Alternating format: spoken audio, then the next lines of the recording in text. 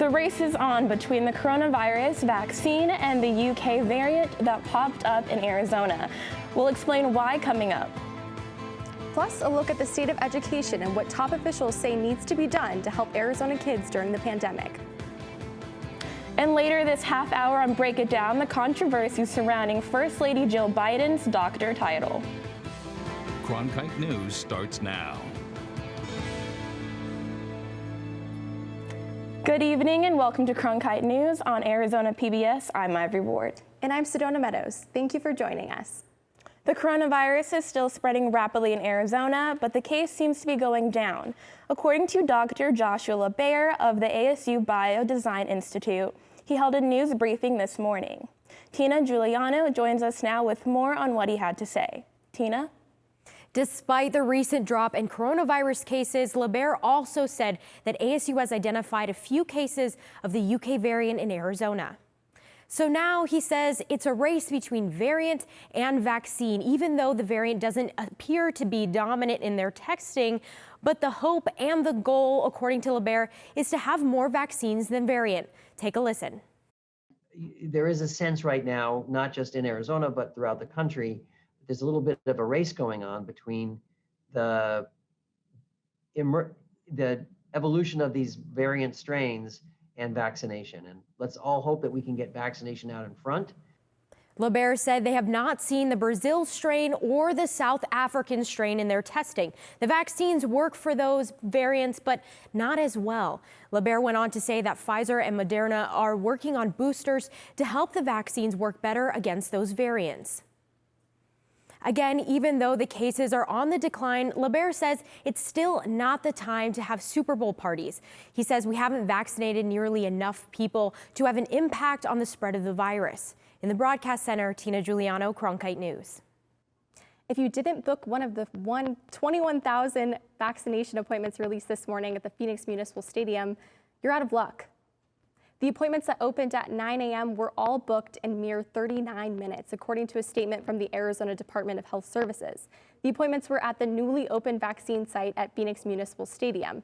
Those who have already received their first vaccine at State Farm Stadium or Phoenix Municipal Stadium are guaranteed a second appointment. Dr. Anthony Fauci says about 70 to 85% of people in the United States needs to be vaccinated against COVID-19 for life to be back to normal. According to the CDC, roughly 2% of the population is vaccinated now. Some 26 million people have received one dose and about 6 million have gotten both. If you can get people protected and get an umbrella of what we call herd immunity, the level of infection is going to go very, very low down in the community and in society. And at that point, the entire community could start getting back to normal. Fauci says enough people could be vaccinated by this summer or fall. And it's a race against time before a variant of the coronavirus causes another surge. Yesterday, the Superintendent of Public Instruction, Kathy Hoffman, gave her State of Education address here in Arizona. During her speech, she urged the state to provide equal funding for remote learning and more resources for mental health. Our students have been at the center of this crisis, and we're some of the first to feel the impact of this pandemic. Kathy Hoffman, Arizona Superintendent of Public Instruction, commended Arizona schools for their continued efforts to deliver instruction safely while filling the gaps that Arizona families are facing, from food to emotional stability for these children. But she says it can't continue without state funding. Public schools are projected to lose up to $500 million in formula funding because state law funds distance learning at 5% less than in-person school. Hoffman supports a proposal from Senate Republican leaders to fully fund remote learning this year and supports Governor Doug Ducey's proposal to provide broadband internet access, although that is only part of the vision. While access to reliable internet helps connect students to learning, strong social-emotional support helps students get the most out of learning. Hoffman is also advocating for a grant that could potentially provide 355 counselors and social workers to school communities. The mental well-being of students is critical in their ability to learn successfully, to academic studies authentically, without the preoccupation of other critical needs. Hoffman says she is looking forward to a future where there is support for our communities and their public schools. Hoffman also endorsed several proposed bills in her speech and called for funding to reduce the teacher shortage. A new ASU COVID-19 model shows a peak in hospitalization in the month of January, but they're projected to decrease through February. The updated model also shows how the virus has spread across the state in recent months.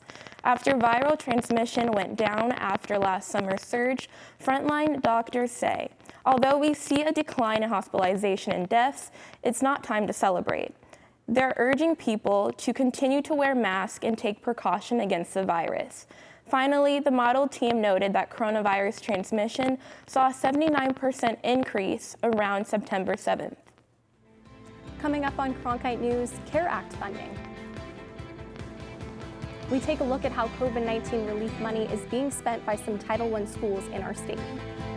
And a possible solution coming to iPhone screens. How Apple is looking out for its users wearing a face mask during the pandemic next.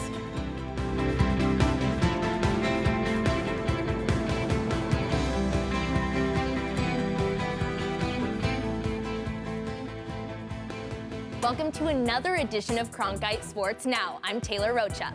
Let's talk sports. For the latest on local sports and beyond, we've got you covered. Let's do this thing. We challenge reporters to go beyond, a game story. We want stories with depth. It's just a crucial step from the college experience into the professional experience while you're still in school. At Cronkite Sports Now, watch the journalists of tomorrow cover sports today. As journalists at Cronkite News, we report on stories that matter to you by focusing on the local impact. We dig deeper and work tirelessly to keep you informed. Live in Wickerburg. Live in Los Angeles. In Cleveland. In Washington. In Louisville. From Jerusalem. Live in Philadelphia. From around the world to right here in Phoenix. At Cronkite News, we report the facts and stick to the truth.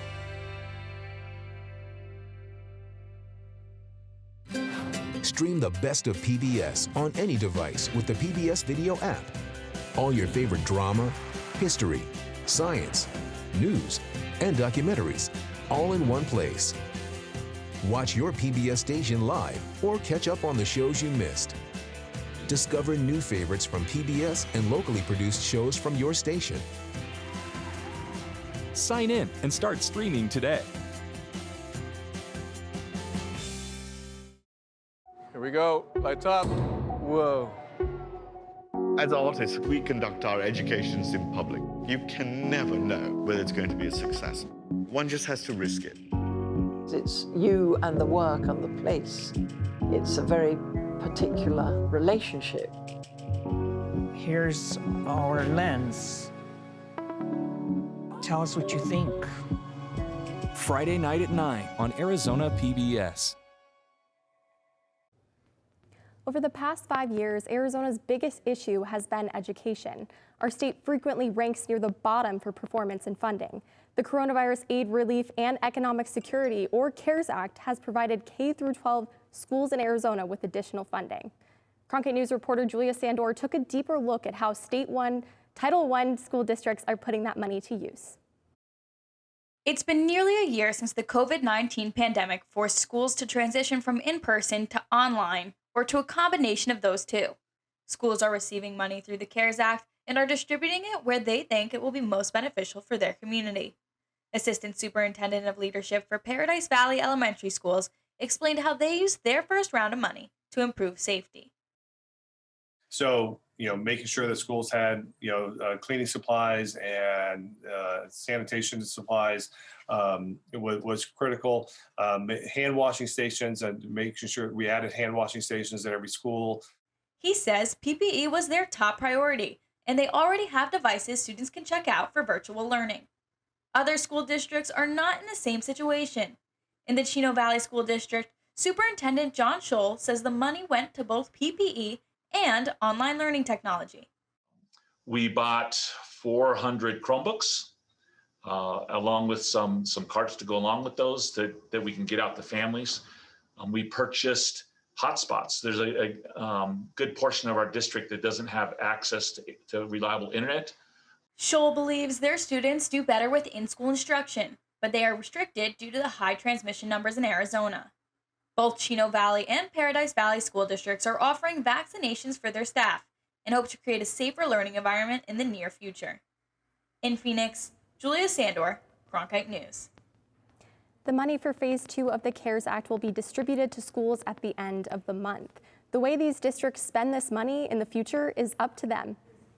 Having trouble unlocking your phone with a face mask on? Well, a new solution for iPhone users following CDC guidelines is on the way. Right now, if you're wearing a face mask, it's triggering the passcode entry screen when using the iPhone's face recognition security tool. That focuses an extra step when trying to unlock your phone. Apple is now beta testing a new feature to fix that. The catch? You'll have to buy an Apple Watch. Syncing an iPhone with an Apple Watch in close proximity will allow users to bypass the face mask problem. When authentication is complete, the iPhone will automatically unlock and the Apple Watch will vibrate. The feature is expected to roll out soon. Supporters of the Apache stronghold gathered in downtown Phoenix last night to pray for guidance ahead of a court hearing this morning. The court will determine whether a land exchange between the federal government and a copper mine should be halted. The nonprofit Apache Stronghold says the exchange violates religious freedoms and treaty rights of the San Carlos Apache people. A district court judge in Phoenix heard preliminary arguments this morning and will make a ruling later this month. For several years, British-Australian companies Rio Tinto and BHP have been trying to build the Resolution copper mine at Oak Flat. It's a sacred site for the San Carlos Apache people about an hour east of Phoenix.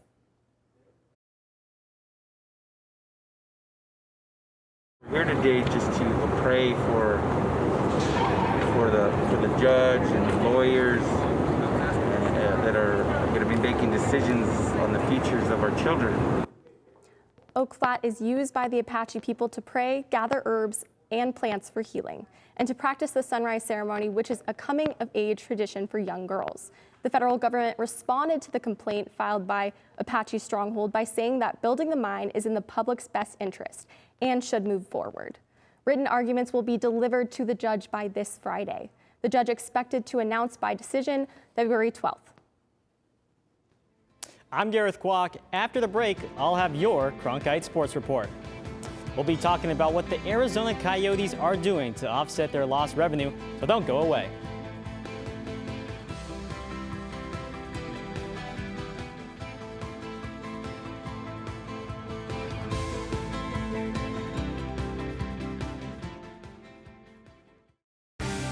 This month in Passport, your on-demand library of the best of PBS. Everyone has secrets. Are you protecting someone? I have no choice. You do have a choice. You're looking at him. That's amazing. We could be standing on top of a T-Rex right now. Women demanded new space and pushed the boundaries of what being a lady means. These and other shows are available with Passport. Become a member of this PBS station, sign in, and start streaming today. Here we go. Lights up. Whoa. As artists, we conduct our educations in public. You can never know whether it's going to be a success. One just has to risk it. It's you and the work and the place. It's a very particular relationship. Here's our lens. Tell us what you think. Friday night at 9 on Arizona PBS. Welcome back. I'm Gareth Kwok with your Cronkite Sports Report. The Arizona Coyotes are one of 5 teams in the NHL currently allowing fans despite recent spikes in COVID-19 cases. Cronkite News reporter Madden Johnstone Thomas tells us what this means for the organization. 50% of the NHL's revenue comes from game day income. With no fans in the stands for many teams, the league will take a hit. The Coyotes ranked last in 2020 for most valuable teams in the NHL with a price of $285 million. Todd Murkow, a media and sports business strategist, believes for teams like the Coyotes, getting the cash flow going again is important. And to bring revenue back into the venue, both from a ticketing standpoint, from a concession standpoint, to the degree that they're opening up concession stands, to the extent of merchandise sales, parking fees even. The Coyotes are allowing 25% capacity, which could provide short-term benefits for the organization. The more people you can get in the building, As you get closer and closer to full capacity, it creates a momentum for sales and attendance that you really have to try to capture. Whitney Wagner from the University of Oregon thinks that the financial struggles for leagues across the country are eye-opening for fans. To look at this and say, oh, wow, I misjudged the amount of money we thought everyone was making because teams are struggling, and it shows you how precarious the profitability of these businesses are at all. Placing sponsorship on pieces of equipment that will be in camera view is a way to bring in revenue. The Coyotes are sponsored by Mountain America and Dignity Health, which are featured on their helmets. A jersey, a helmet, any part of the equipment certainly is prime real estate. With limited fans in the stands, merchandise might be the best way to celebrate this special 25th anniversary season. In Glendale, Matt and Johnstone Thomas, Cronkite News. Following in the Coyotes' footsteps, the Suns announced they'll be allowing fans February 7th. Their first game back is exclusively for healthcare workers. ASU fans can once again look for their favorite players in this year's Waste Management Phoenix Open. The pros tee off tomorrow. Fan favorite Phil Mickelson is skipping the TPC this year, but the Sun Devils are still well represented. Matt Jones and Ches Reavie tee off in the morning. And second-ranked PGA pro Jon Rahm, who is a popular pick to take the top prize, tees off at 12:10. To the delight of many, video game company EA Sports announced they're bringing back their college football franchise. The game hasn't been produced since 2014. Teams around the valley are getting in on the fun, creating their own covers with star players. The Cardinals want to see former Oklahoma quarterback Kyler Murray, while the Arizona State Sun Devils tweeted this version featuring wide receiver Frank Darby. And speaking of dream video game covers, wait a sec. Oh, that's me on the cover of MLB The Show. Thanks again to the Sportscasters Talent Agency of America. It's rated E for everyone. It's coming to a store near you. Maybe someday. Broadcasters, maybe they'll be on the cover of a video game soon. And that's it for today's Cronkite Sports Report. Back to you, Sedona and Ivory. Thanks, Gareth. And that does it for Cronkite News tonight. Thank you for joining us. For top Arizona stories anytime, go to cronkitenews.azpbs.org.